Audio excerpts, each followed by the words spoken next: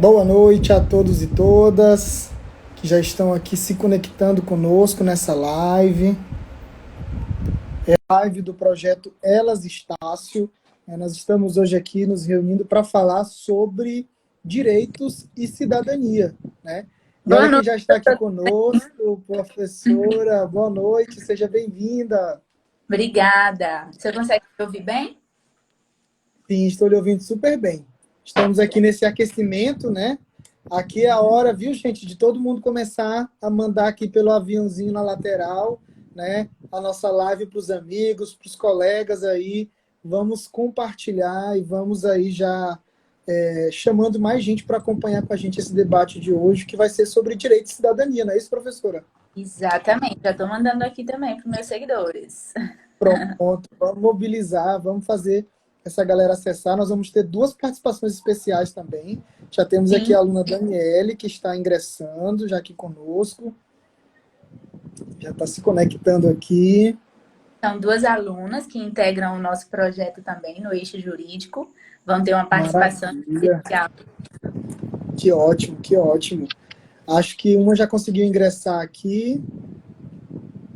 A Daniele e a Giovana. Oi, só um instante. Eu Olha, tô... Daniele, viu? E aí, professor, Oi. essa live ela vai ser uma espécie de aula inaugural do nosso curso, né? A nossa primeira turma. Uhum. Cidadania. Então, as mulheres que vão fazer parte dessa turma foram convidadas a participar dessa live com a gente hoje. Maravilha. Gente, aqui esse projeto Elas é incrível demais, viu? A gente tem aí só coisas fantásticas. Estamos desde sexta-feira vendo lives, acompanhando aí as lives com conteúdos incríveis, né? Que vão aí desde aproveitamento de alimentos. Ontem a gente falou sobre a importância do exercício físico. Hoje a gente está falando sobre direitos e cidadania, né? E estou aqui me sentindo super privilegiado de ter três mulheres, né? Tem uma outra já se conectando aqui, já aceitei, né, participando conosco nesse momento.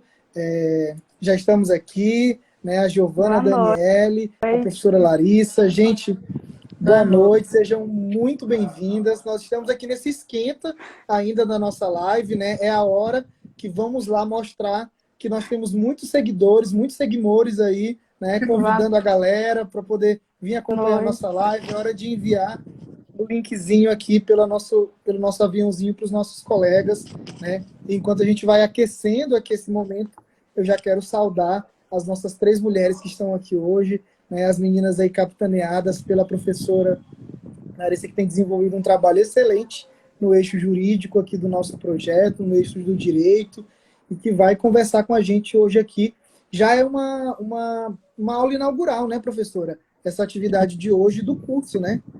Sim, exatamente. Inclusive, professor, nós, né, o senhor do eixo da comunicação e eu do eixo jurídico, temos um projeto em comum dentro do ELA, que é Exato, exatamente. cartilha, uma cartilha justamente Exato. para encerrar essa primeira turma. Então, nós vamos lançar uma cartilha digital. Inclusive, estamos com alguns planos aí de como é que eu posso dizer, lançá-la também de forma física, né? Mas aí são projetos. Vamos ver em breve no Olha, gostei, já gostei da proposta. espero, né? E aí essa cartilha ela vai concluir. Hoje nós estamos inaugurando, né, essas aulas que vão acontecer dessa primeira turma e nós vamos encerrar com esse projeto que nós temos em comum, que é a publicação dessa cartilha digital, que já foi encaminhada ao eixo de comunicação para ilustração, né? Olha, e eu não quero dizer nada, não, eu sou um pouco suspeito, mas está ficando muito bonita, viu? Muito bom, muito bom. Os alunos estão caprichando aqui, está ficando bem legal. E a gente está muito feliz de fazer essa parceria, né? Às vezes as pessoas pensam que existe uma distância tão grande entre as nossas áreas, mas na verdade está tudo conectado de alguma maneira, né? Sobretudo hoje, né, professor? Qual é a área que não tem tido um link aí com a comunicação, não é É verdade? verdade, é verdade. A gente se sente assim, ó, maravilhado. E é bom que hoje nós temos, por exemplo, um canal como esse que nos permite levar informação, né, conteúdo para as Uhum, pessoas, tal como essa proposta de falar numa discussão hoje sobre direitos e cidadania. exatamente, exatamente. E Então, quero dar boa noite, boas-vindas a todos e todas que estão aqui conosco. Nós já estamos aí 16, 17 pessoas se conectando, mas a gente sabe também que a live aqui, o grande lance é porque depois ela fica disponível, e aí todo mundo pode ver, pode visualizar, e isso é super bacana, porque ajuda também a gente a ter esse registro desses conteúdos, dessas informações. Então eu quero saudar aqui com muita alegria a professora Larissa, que coordena o eixo do direito, o eixo jurídico dentro do projeto Elas. Só recapitulando para quem está acompanhando pela primeira vez, né, o Elas, ele é um projeto de extensão, né, do Centro Universitário Estácio São Luís, e esse é um dos diferenciais da nossa instituição, né? Nós temos projetos de extensão, temos projetos de pesquisa, e isso faz com que os nossos alunos tenham uma experiência cada vez melhor, né? E nesse eixo da extensão, a gente tem esse trabalho Elas, que é voltado para mulheres em situação de vulnerabilidade, ou em situação de escolaridade ainda, né, ou que estão aí sem emprego no momento. Então, a gente tem aí toda essa experiência que a professora Larissa vai compartilhar conosco hoje a respeito dos direitos da cidadania, né? É um curso que está sendo lançado pelo Eixo Jurídico, e esse curso está sendo assim, lançado em primeira mão aqui na nossa live, da nossa live Elas, que é essa semana inteira de atividades, e contando também com a participação de duas alunas muito especiais, né, professora? Que eu vou deixar aí que a professora Larissa apresente, que faça aí toda a cerimônia, né, de acolhida delas também aqui. Mas desde já eu quero saudar a todos com boas-vindas. Sejam bem-vindos, sintam-se à vontade, que a gente tem aí esses próximos 40, 50 minutos aí muito prazerosos para todos nós. Boa noite, professora, obrigado. Boa noite, prof. Boa noite, Dani. A Giovana acho que caiu, mas daqui a pouco ela ingressa de novo. Deve ter sido conexão. Aí você só fica de olho aí, tá, prof? Se ela fizer a solicitação de novo, por gentileza. E aí, pessoal, aqui nós temos na telinha aí ao lado a Daniele, que é uma das integrantes do nosso eixo jurídico, né? O nosso grupo do eixo jurídico ainda está um tanto quanto pequeno, porque nós só temos 5 alunos. Para ver, né, como é que vai funcionar e tudo mais, vamos com calma. E aí depois, os alunos que estão aí de plantão, com a intenção também de fazer parte, que são alunos do direito, que têm intenção de fazer parte desse grupo, acalmem-se, acalmem os coraçõezinhos, que em breve nós teremos notícias e oportunidade de ingresso de novos alunos, tá? Enquanto isso, representando aqui a nossa equipe, nós temos a Dani. Boa noite, Daniele.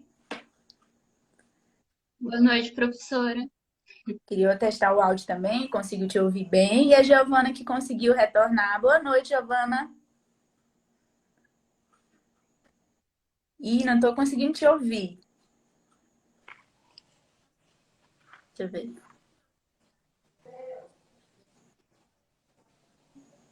Boa noite, você consegue me ouvir? E acho que a internet dela não quer colaborar. Consegue me ouvir? Boa noite. Boa noite, consegue me ouvir? Agora sim, agora sim. Agora sim. Então, tranquilo, né? Giovana e Dani. E aí nós temos ainda outros integrantes, que são o Nilson, o Miguel e a Laís, que em outros momentos, em outras lives, aqui conosco, né? E aí, esse nosso diálogo hoje, ele vai partir de 3 pontos principais, né, que nós estruturamos como ideais para iniciar esse debate, essa conversa sobre direitos e cidadania. O primeiro tópico é a questão da noção de sociedade, a noção de quando é que o Estado entra nessa história, né, é a questão para introduzir os direitos e cidadania. Então, antes mesmo de tratarmos sobre efetivamente os direitos e a noção de cidadania, nós vamos partir aqui de uma noção básica acerca de sociedade, né?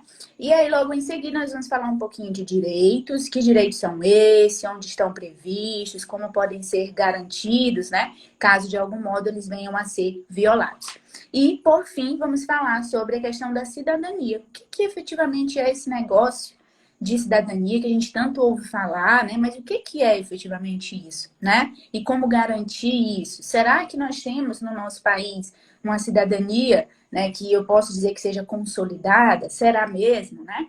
Então, tudo isso são reflexões que nós vamos só instigar aqui, né? É lógico que o tempo de live ele é bem curto para tratarmos de forma aprofundada de cada um desses temas. Mas, como falamos, estamos lançando um curso e ao final, inclusive, do nosso encontro, eu vou dar algumas instruções caso, né, alguém que esteja nos assistindo tenha interesse de integrar também essas turmas, as próximas turmas, tá? Bem, e aí para início de conversa, nós vamos falar um pouquinho sobre a noção de sociabilidade, né? Como é que as pessoas elas se organizavam antes para resolver os problemas que surgiam, os conflitos que surgiam. Um problema até mesmo de saúde, né? A quem as pessoas costumavam recorrer quando ocorria algum tipo de conflito entre, né, pessoas de uma mesma família, ou enfim. Recorriam a quem? Ao vizinho. Essa é a noção básica de sociabilidade primária, né? Uma noção de comunidade, em que nós vamos recorrer ao nosso vizinho para nos salvaguardar, para nos a conseguir de algum modo, né, suprir uma necessidade que nós estejamos, né, enfrentando. E aí isso nos remete muito à noção que ainda hoje nós temos de comunidade, que é inclusive as comunidades que nós buscamos atender por meio do projeto elas. Então, eu acho o máximo iniciar essa discussão falando sobre essa noção de sociabilidade, né? Então, costumávamos chamar ali os vizinhos, até mesmo em comunidade, os amigos, a noção, né, de amizade que nós tínhamos, os familiares, só que isso foi mudando com o tempo, né? Ao passo em que as cidades elas foram se organizando, foram se desenvolvendo, foram trazendo uma estrutura, de certa forma, mais complexa, essa noção de sociabilidade primária, ela mudou, né, um pouco. De modo que nós passamos a institucionalizar essa noção de sociabilidade. De que modo? Nós vamos começar a escolher, vamos ter ali frente, diante de nós instituições que nós vamos passar essa responsabilidade de dar um suporte quando necessário, né? Então, que instituições são essas? Isso começou, né, de forma mais clara com a instituição do pensamento cristão. Então, a igreja, em um primeiro momento, passou a ser a instituição que iria acolher as pessoas em situação de necessidade, né, com aquela noção de caridade. E aí nós passamos, de certo modo, a transferir essa sociabilidade primária da noção dos vizinhos, da noção dos amigos, da noção dos familiares para a instituição. Instituições, na verdade, né? No primeiro momento foi a igreja, mas depois nós passamos a escolher outras instituições que de alguma forma auxiliam, né, de forma assistencialista e, mais precisamente, posteriormente, a figura do Estado. Essa responsabilidade passou para a figura do Estado. E aí, ó, é justamente por isso que nós precisávamos fazer essa introdução. A evolução da sociabilidade primária para a sociabilidade secundária, que é essa espécie de institucionalização da sociabilidade, da noção de assistência. Por quê? Porque para hoje nós estávamos aqui, para que nesse encontro nós possamos falar sobre o direito, sobre cidadania, lá atrás o Estado precisou ser institucionalizado para prever esses direitos e prever também formas de garanti-los. Hoje nós vamos aqui discutir criticamente um pouquinho se realmente esses direitos são assegurados, né? E aí eu passo até a palavra para a Daniele para falar mais um pouquinho para a gente sobre essa noção de sociedade e o direito. Falei da sociedade, grosso modo, surgimento do Estado, mas e aí, Dani, como é que fica essa questão da sociedade em relação ao direito? Bom, primeiro, boa noite, eu sou a Dani. Então, professora, bom, direito é uma palavra em si muito abrangente, né? Mas quando se trata de sociedade, a gente percebe o fenômeno jurídico. E o fenômeno jurídico só consegue causar efeitos em sociedade. O ser humano, ele é um ser social. E, através da alteridade, ele constrói uma subjetividade. Essa subjetividade faz com que ele possa estabelecer relações. E uma forma do ser humano a forma de um ser humano suprir suas necessidades é através justamente desse ato de se constituir em sociedade. Porque as principais formas de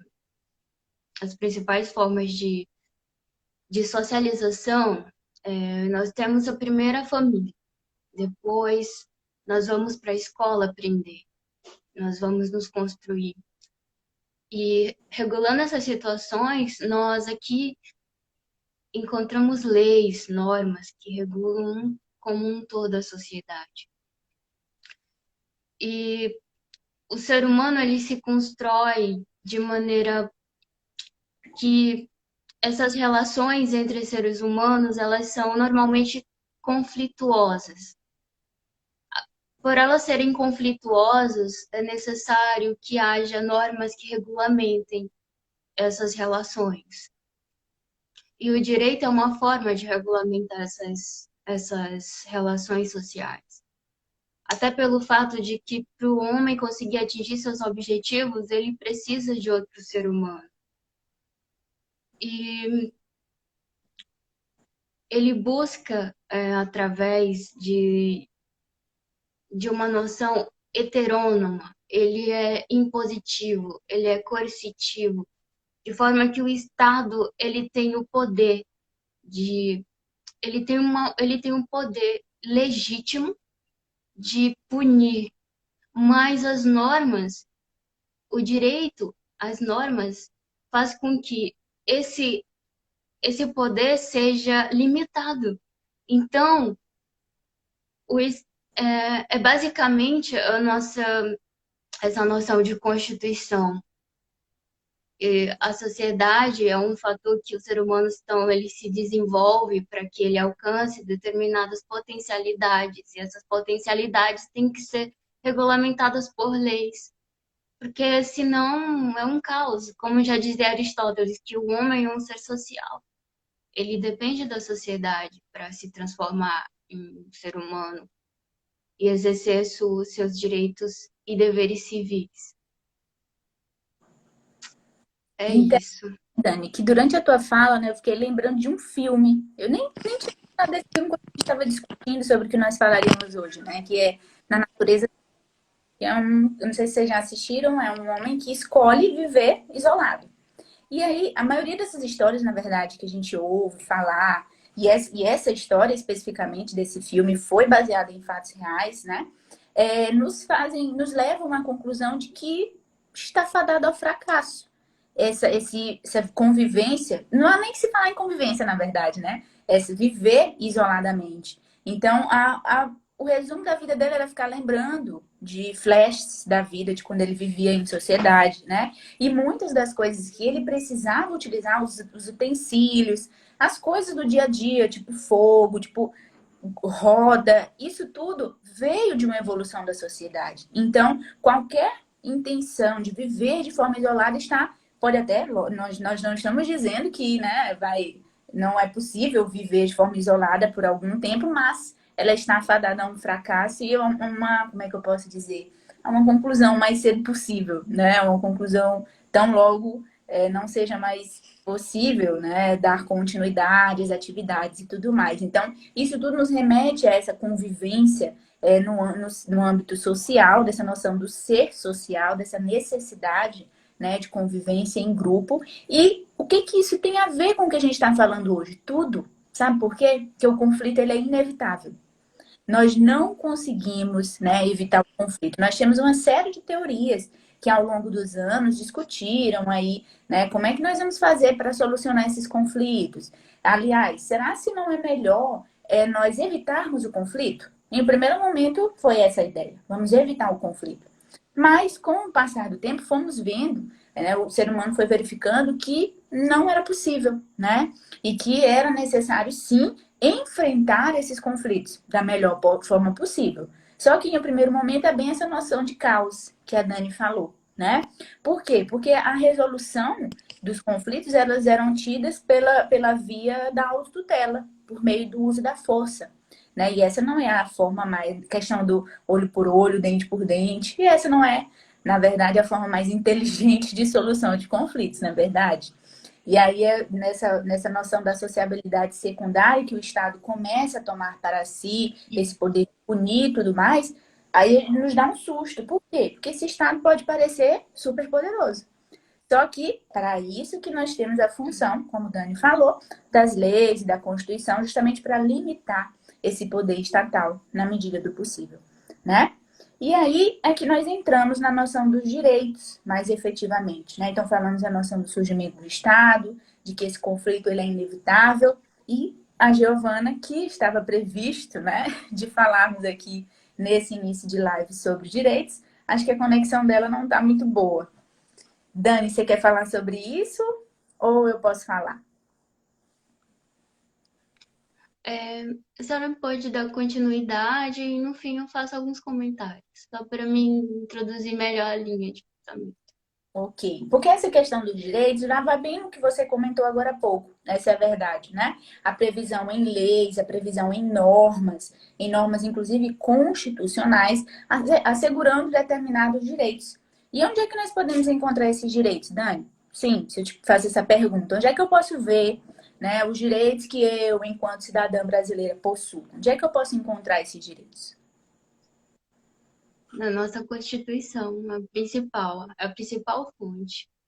E que, inclusive, se a gente passar essa tarefa de casa para o pessoal hoje, né? Terminou a live. Acessar a Constituição. Professora, mas eu não tenho Constituição aqui em casa. Eu nunca nem peguei nas minhas mãos uma Constituição fisicamente. Gente, basta abrir o Google, colocar CF. CF. Já vai aparecer lá Constituição Federal, né? Ou então, se vocês quiserem digitar Constituição Federal de 1988, um dos primeiros sites, se não o primeiro que vai aparecer na busca, é justamente o site do Planalto, né? Onde você vai conseguir acessar de forma atualizada a redação da Constituição. E aí, se você for lá no artigo, qual artigo, Dani? Artigo 5º. Artigo 5º, famoso artigo 5º, né? Onde nós podemos encontrar os chamados direitos fundamentais. Se você for fazer essa leitura, depois da live, é provável que você caia no sono e não consiga concluir a leitura. Não que ela não seja instigante, não é? Mas, na verdade, é porque o rol ele é muito extenso. Ele é demasiadamente extenso. O que nos remete a uma previsão, né, de direitos que é bem rica.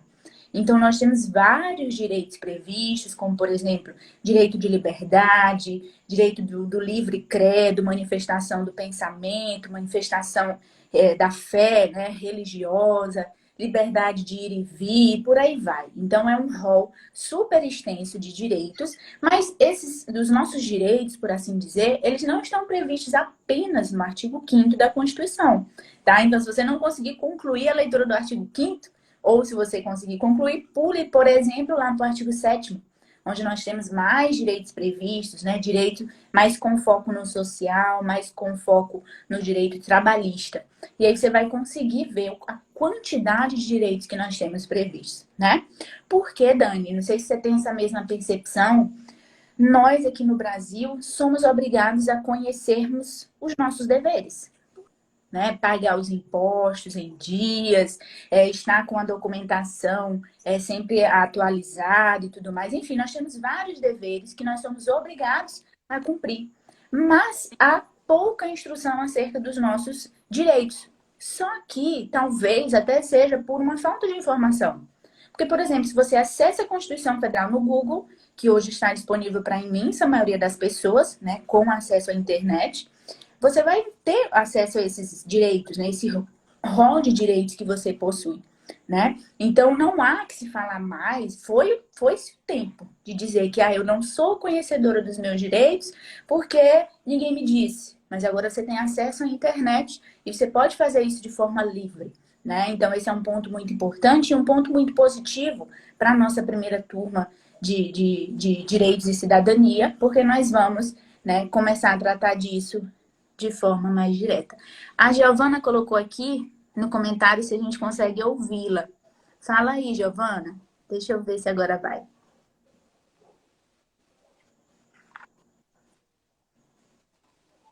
E não estamos te ouvindo. Experimenta. Vamos fazer aqui um Agora oi. sim, na verdade, o áudio ele tá vindo um pouco atrasado. Mas nós estamos te ouvindo. Dá para ouvir E tá travando um bem, pouquinho, prof? mas vamos.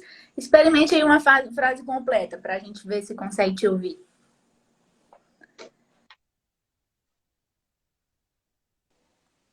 É porque está falhando um pouco a voz de vocês, estão com algumas Agora a gente interrupções. conseguiu ouvir essa frase completa. Vamos ver se você consegue falar um pouquinho com a gente aí sobre direitos. Se não, eu tomo as rédeas aqui.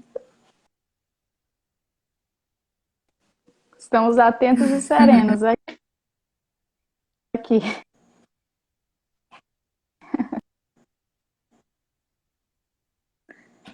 Eu acho que tá travando muito mesmo. Acho que vai ficar para a próxima, Gel. Ok? Eu vou prosseguir aqui com a Dani, tá? E você também pode fazer um teste de tirar o fone para ver se funciona. Quer fazer o teste?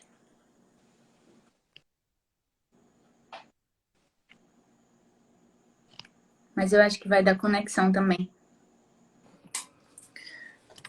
Professor, enquanto ela vai tentando conectar aí também, a gente já tem até algumas perguntinhas aqui no chat, para depois a senhora, junto com as alunas, conseguirem responder. O Matheus Furtado, por exemplo, está colocando assim: qual seria a diferença do direito humano e do direito fundamental? E aí, Dani, quer responder? Inclusive, Assim, eu acho que estava, né, na nossa estruturinha para falar depois, nos tópicos que nós estruturamos. Sim, consegue ouvir Sim. direitinho? então, a diferença entre os direitos humanos e os direitos fundamentais é que os direitos humanos, eles são uma condição mínima de, de sobrevivência de uma pessoa. São condições mínimas em que uma pessoa pode viver de forma digna. E os direitos fundamentais, já nós temos aí um vínculo entre um indivíduo e um determinado Estado. Todas as constituições devem assegurar os direitos humanos, mas só que dentro dessas constituições existem também direitos humanos específicos. Então, existem os direitos humanos universais abrangentes, os direitos humanos específicos daquele determinado Estado ou nação. Inclusive reconhecidos em tratados internacionais, né? Então, ó, Isso. até fazendo um link com algo também que eu pensei para falar nesse nosso encontro de hoje, porque já dá uma ênfase nos direitos das mulheres, né? Então, a gente está falando genericamente aqui dos direitos, para falar. Oi, Dani? Não, acho que foi Giovana. Vamos tentando assim. Agora acho que eu Eu acho que a internet dela não está colaborando. estou ouvindo vocês direitinho, Dani, vou ter que marcar outra se live não... para você participar, porque está travando muito. Não estamos conseguindo acompanhar a tua Tá fala. bom. Tá bom? Mas obrigada pela participação. Em breve estamos aqui novamente com você, tá? E aí, né, essa fala da Dani acabou me remetendo à questão de um direito específico que é reconhecido às mulheres em uma situação específica, que é a situação de encarceramento, né? Que dá bem para a gente visualizar essa questão dos direitos humanos e dos direitos fundamentais. Tá, vou tentar aqui. Por quê? Porque nós temos um tratado internacional que inclusive ficou conhecido como Regras de Bangkok, né, que é um tratado que vale internacionalmente para todos os países que fizeram parte, né, daquele tratado.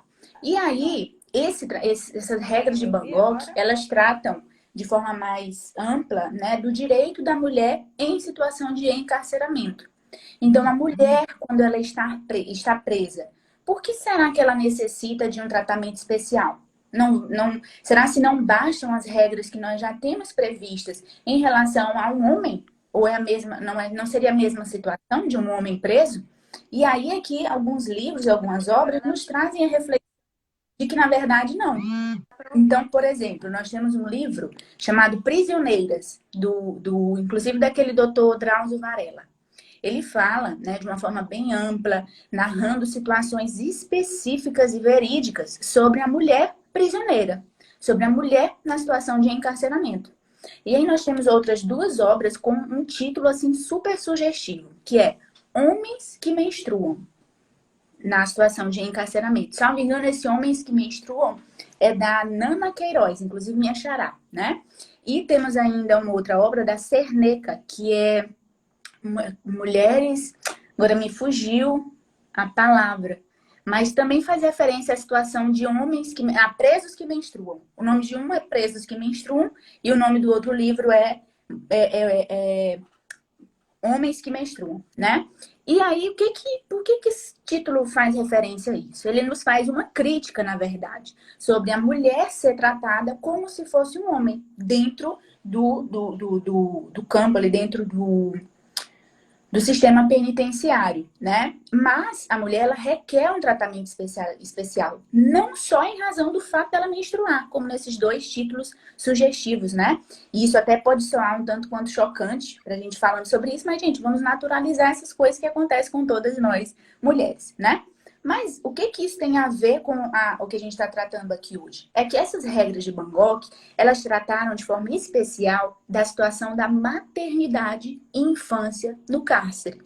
Porque poucas vezes a gente para analisar ou mesmo para pensar que sim, existem crianças dentro do sistema penitenciário.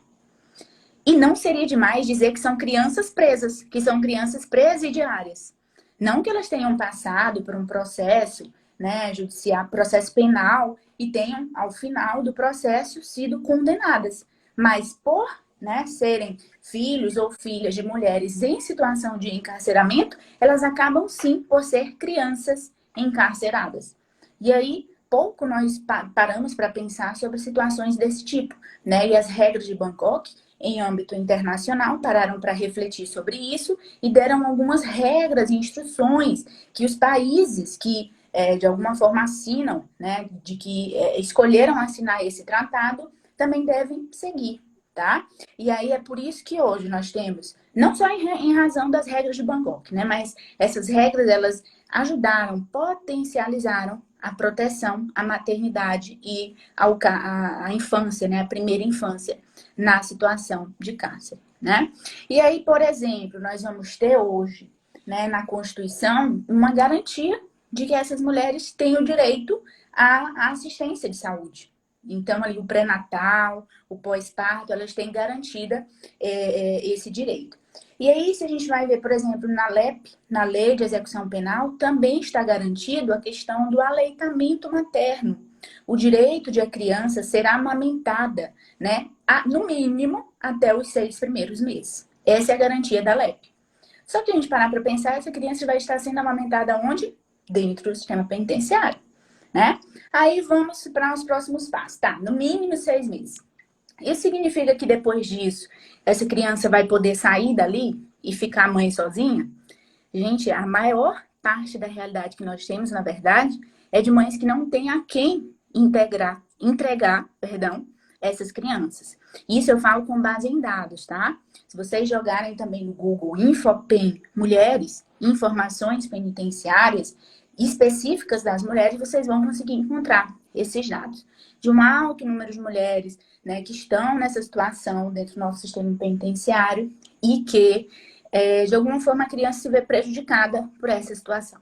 Ah, professora, mas a senhora não está dizendo aí um monte de direitos que essas mulheres têm, um monte de direitos que a própria criança tem, inclusive, gente, um outro direito é a ter creches, né? Creches funcionando dentro do sistema penitenciário feminino que garantam a convivência dessa criança nos primeiros anos de vida, tá? Mas ainda assim ela vai estar onde? No ambiente penitenciário, né? E aí, tá, tem todos esses direitos, então não precisamos mais nos preocupar com a mulher em situação de encarceramento. A mulher grávida, a mulher em estado puerperal, a mulher que esteja amamentando, ou mesmo a criança já grandinha. Será mesmo? Né?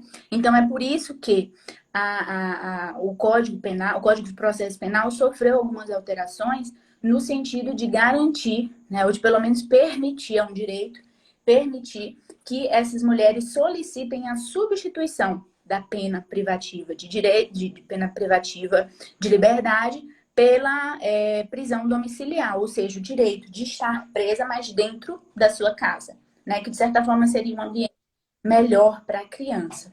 E aí, então tá, professor, então a gente não precisa mais se preocupar? Sabe o que acontece? Essas previsões legais, elas não foram asseguradas na maioria dos casos. Isso, novamente, é um dado previsto no Infopen Mulheres. tá? E esse Infopem Mulheres, inclusive, nos traz dados de que 50% das mulheres que estavam nessa situação não tiveram direito garantido. E isso a gente já faz o link com o quê? Com a questão da cidadania. Ora, eu tenho direitos aqui, como é que eu faço para esses direitos serem assegurados? Se isso não está sendo feito de forma voluntária, né? Então eu vou precisar obrigar. E a gente vai bater na porta de onde? Do Poder Judiciário. Inclusive, nós tivemos um habeas corpus coletivo que, inclusive, coloca como paciente, ou seja, as pessoas que vão ser beneficiadas com uma decisão favorável advinda dali, todas as mulheres nessa situação, gestante, lactante e, logicamente, os seus filhos entram junto, né, nessa situação de paciente. E esse habeas corpus coletivo garantiu esse direito de que as mulheres possam, sim, substituir, né, obrigou o Estado a reconhecer, na verdade, um direito que já estava previsto. Então, gente, Professora, não dá. professora, Oi, professor. professora, só aproveitando esse seu gancho, nós temos aqui uma pergunta que foi feita no nosso chat, perguntando sobre o nosso estado, né? O Maranhão, dentro desse contexto de garantias, né? O Maranhão garante esses direitos? Deixa eu contar para o senhor, professor Ricardo. E quem foi que fez a pergunta? Foi o professor Gabriel. Ah, o professor Gabriel está aqui conosco, que bom. Então, olha, professor Gabriel, sabe onde é que você vai encontrar essa resposta? Em uma pesquisa que foi realizada, né, em um grupo de pesquisa do ano retrasado. Nós concluímos no ano retrasado, eu, a aluna Rívia e a aluna Samara, em um projeto de pesquisa da Estácio. Nós fizemos justamente essa pesquisa. E aí, como é que fica a situação do Maranhão em face dessas previsões legais, previsões constitucionais, regras internacionais? Como é que fica? E aí nós fizemos uma análise no Complexo Penitenciário de São Luís, né? Mais conhecido como Pedrinhas, mas houve aí uma alteração nessa nomenclatura. E lá nós conseguimos detectar, eram, salvo engano, 8 mulheres nessa situação. E era, na verdade, uma situação bem precária. Nós fizemos registro fotográfico e para conferir todas essas conclusões e esses dados, inclusive as imagens, vocês podem acessar a revista interdisciplinar de direito no site do Tribunal de Justiça do Maranhão. Foi publicado, salvo engano, no final do ano passado, tá? E aí vocês vão ver justamente a resposta a essa pergunta da situação do nosso estado, ok? Inclusive, eu vou encaminhar esse material lá para a primeira turma da nossa classe sobre direitos e cidadania. É excelente pergunta, porque a gente tem que saber como é que está a situação do nosso estado, né? Mas a verdade é que essa conclusão que nós tiramos lá dessa pesquisa, ela reflete um cenário nacional, que é de ausência de reconhecimento de direitos, que é de uma cidadania super defasada, né? Que não foi nem um pingo solidificada, essa é a verdade. Você quer falar um pouquinho sobre essa questão da situação de cidadania para a gente, Dani? Bom, o termo cidadania, né, professora, é um termo muito abrangente. Existem várias perspectivas de cidadania. Mas só que a gente pode resumir que a cidadania é um vínculo jurídico com o nosso Estado, ou com um determinado Estado. É um vínculo jurídico porque é através da cidadania que nós exercemos, né? Então, esse vínculo, então, jurídico, ele traz como consequência a nacionalidade. A cidadania é vista como um fator de cunho de nacionalidades. E ser cidadão,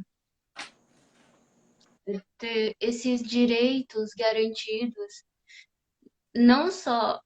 Na verdade, vou começar a minha fala, tá bom? Então, nós seres humanos, nós somos titulares de direitos. E por ser titulares de direitos, nós temos que ter determinados direitos fundamentais garantidos, justamente pela pela dignidade, pela personalidade humana. a personalidade humana nos traz direitos fundamentais. Nossa, que tô suando. E, Dani, infelizmente, não basta ter uma nacionalidade para já ter uma cidadania ativa, por assim dizer, né? Então, hoje você ostentar, né, dizer que é cidadã ou cidadão, não necessariamente significa que você está com sua cidadania ativa, falando de que você assume os seus direitos e os seus e cumpre os seus deveres da forma devida e tudo mais, né? Porque o que que acontece? A gente fala um pouquinho de história, a história ela não nos é muito favorável, a história do Brasil. Por quê? Por exemplo, se a gente pega José Murilo de Carvalho, acho que o nome do livro dele é Cidadania no Brasil, salvo engano. Vocês já perceberam que eu sou péssima para lembrar o nome, né? O nome dos livros. Mas, enfim, salvo engano, é Cidadania no Brasil, um longo caminho. É algo assim. E o José Murilo de Carvalho, ele nos conta sobre como é que se deu essa evolução da cidadania ao longo da nossa história, né? Que não foi tão boa assim se a gente faz uma análise comparativa, que é justamente o que ele faz. Ele pega a evolução da cidadania na Inglaterra e compara com a evolução da cidadania aqui no Brasil. E o que que ele consegue... Eu acho que tá tendo... Eu acho que tá tendo um probleminha no áudio, mas conseguem me ouvir, né? Sim, professor, estamos conseguindo lhe ouvir bem. Beleza, professor, obrigada. E aí, o que que ele analisa? Que lá na Inglaterra nós tivemos uma sequência lógica na evolução dos direitos e da cidadania. Como assim uma sequência lógica?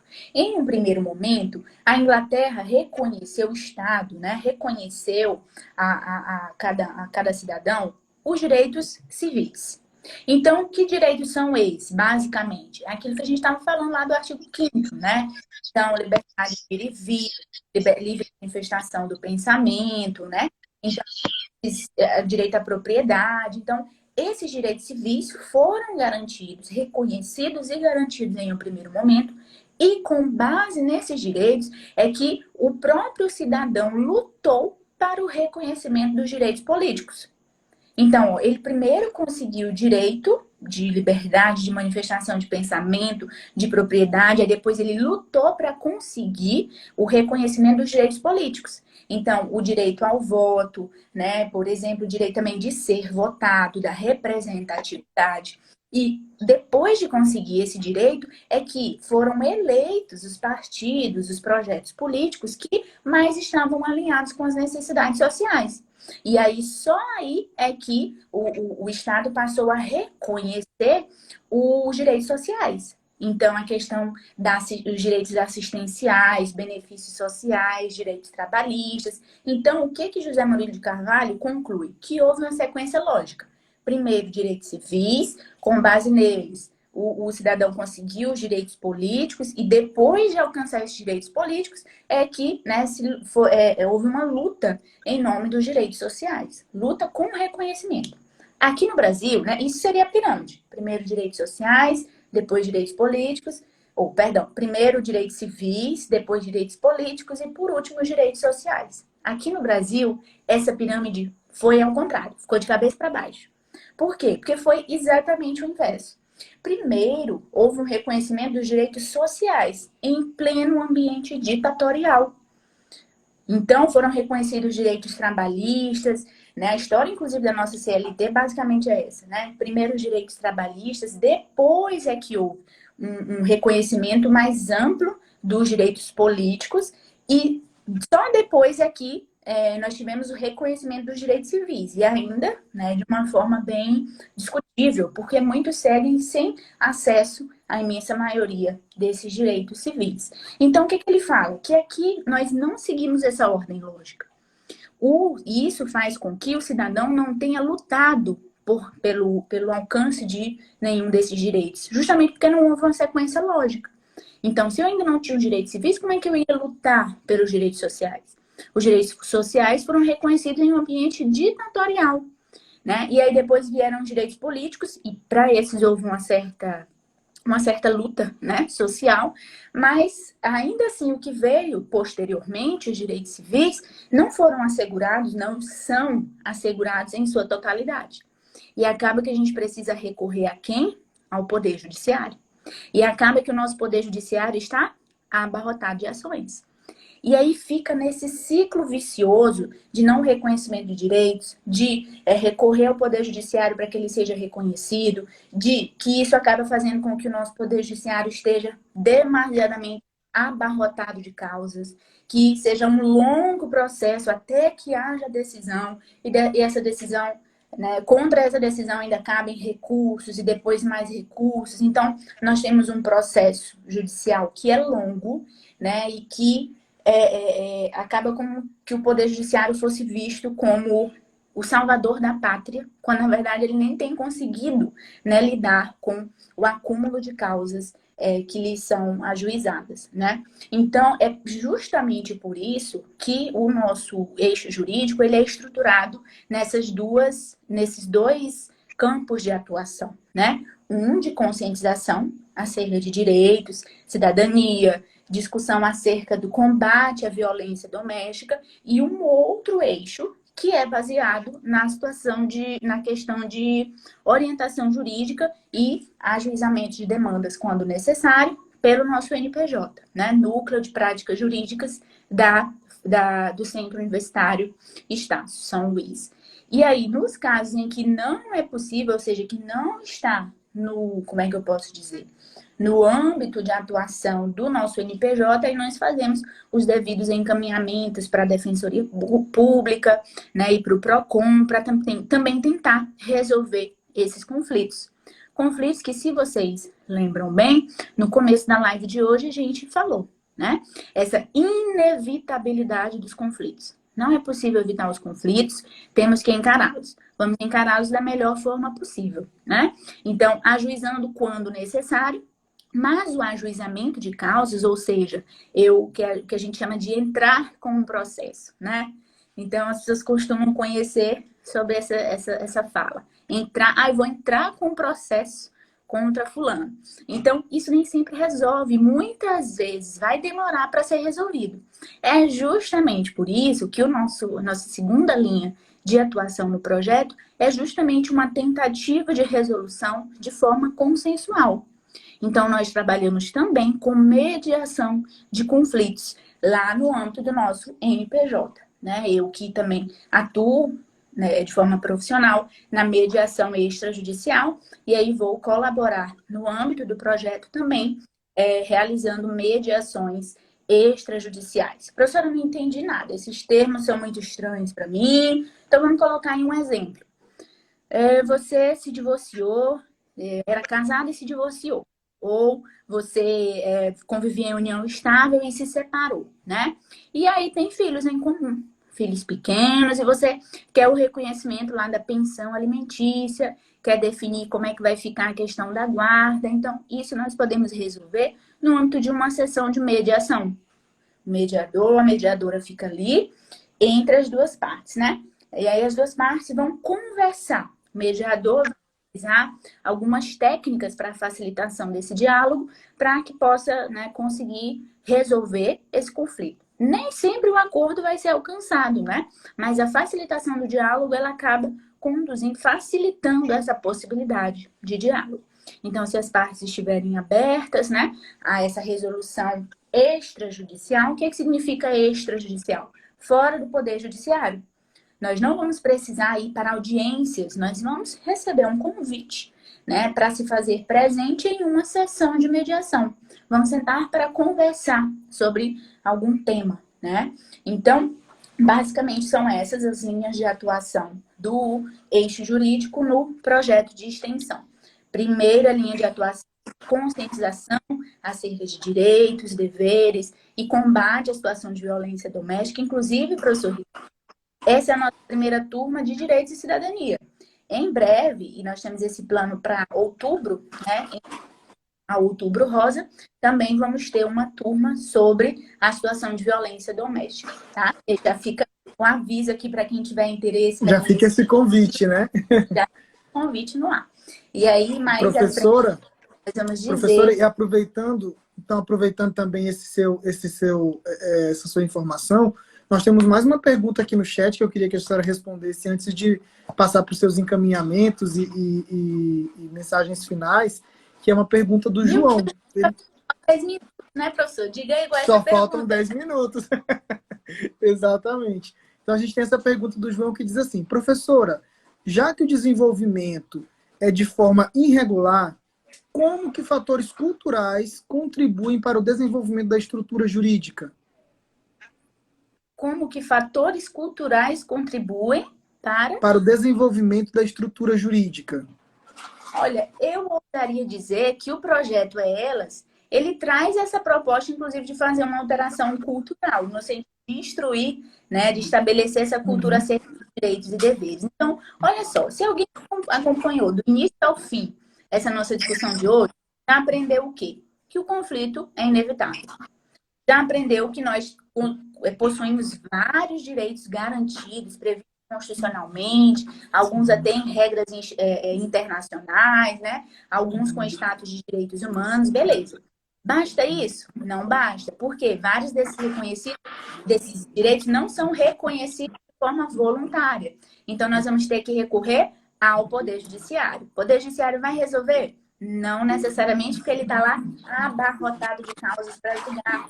Então, quem acompanhou do início ao fim já soube nesse meu comentário final que nós temos, inclusive, possibilidade de resolução extrajudicial de conflitos. Então, isso, no final das contas, é o quê? Se eu tomo conhecimento desses direitos, se eu tomo conhecimento de meios de resolução de conflitos que existem, eu posso acabar mudando a cultura de um país. Então, eu aposto... Quem foi que fez a pergunta, professor? Foi o João Costa. João Costa, eu aposto na educação, na instrução acerca de direitos e cidadanias para a alteração dessa realidade. Essa é a minha aposta e eu acho que o projeto Elas, ele ajuda muito nesse projeto de alteração cultural, né, na busca de resolver essa situação que foi invertida, que não teve uma sequência lógica, né, auxilia nisso, nesse papel, né, social que a instituição de ensino tem, justamente efetivando conversas tais como essa que nós estamos tendo aqui hoje, tá? Professor, então, aproveitando, nós já estamos aí 19 horas e 52 minutos. Tivemos um fluxo de acesso muito interessante, né? Muita gente se conectando para participar. Queria agora pedir para a senhora deixar a sua mensagem final, aí você e a aluna que estão acompanhando. Infelizmente, a outra colega não conseguiu, né, acompanhar o processo todo. A gente sabe que a internet ainda não é um meio democrático de acesso, né? A gente não tem internet de qualidade para todos, infelizmente. E aí gostaríamos, então, que a senhora deixasse essa mensagem final e também já um convite, né, para as outras atividades que o eixo do direito vai realizar no projeto Elas.